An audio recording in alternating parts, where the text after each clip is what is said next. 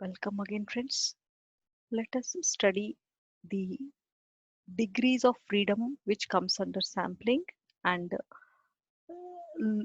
see what is T distribution and also consider an example under T distribution.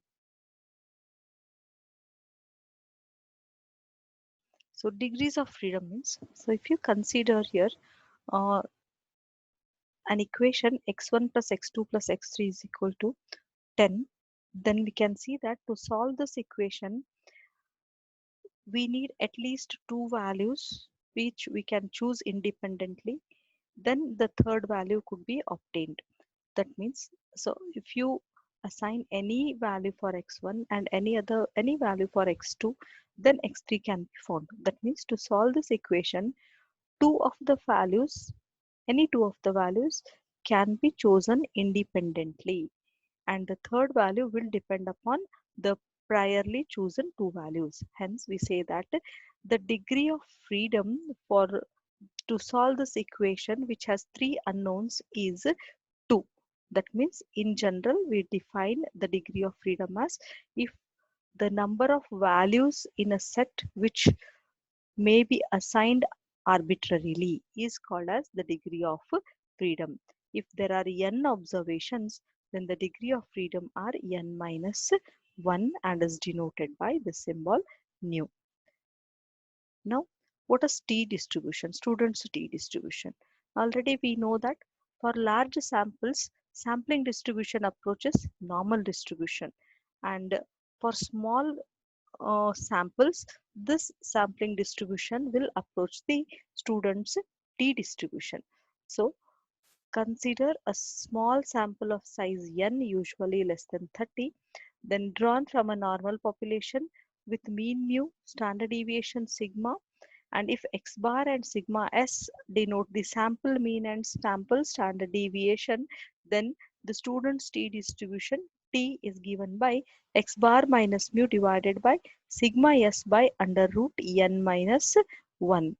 Now, if the calculated value of T is greater than the table value or the critical value of T, whatever is considered at either this critical limit, whatever I take, whether it is 0.05 or 0.01, then the difference between x bar and mu are said to be significant.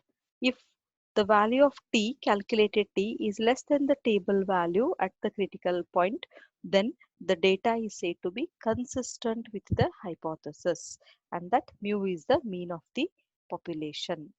So let us see an example based on this. A random sample of size 25 from a normal population has the mean x bar equal to 47.5, standard deviation S is 8.44. Does this information refute the claim that mean of the population is mu, that is 42.1, and it's also given the table value T at 5% level of significance is 2.06. This is the table value already given here. Now we can see that size of the sample, which is small, n is 25. So the degree of freedom becomes 24. Now x bar, the sample mean, it is 47.5. Then population mean is 42.1. Standard deviation, sample standard deviation, it is S given here. Let us denote it by sigma S, which is 8.4. Now I'll go for the formula. T is equal to x bar minus mu divided by sigma s divided by under root n minus 1. Substitute x bar 47.5, mu 42.1, then sigma s 8.4, and root of n minus 1. So n is 25, root n minus 1 becomes root 24. Simplification gives us the value of t as 3.1494, which is much greater than the table value of t given to us, that is 2.06. Since t is greater than the table value, we reject the hypothesis. Now hypothesis we have made is the information does not refute the claim. So we will be always assuming the hypothesis in the positive sense. Hence, the hypothesis we are taken here is the information does not deny the claim that mu is 42.1. It is also, it is the sample mean will go with the population mean. But since we reject the hypothesis, we need to say that the information refutes the claim that mu is 42.1. That is, the population mean is 42.1.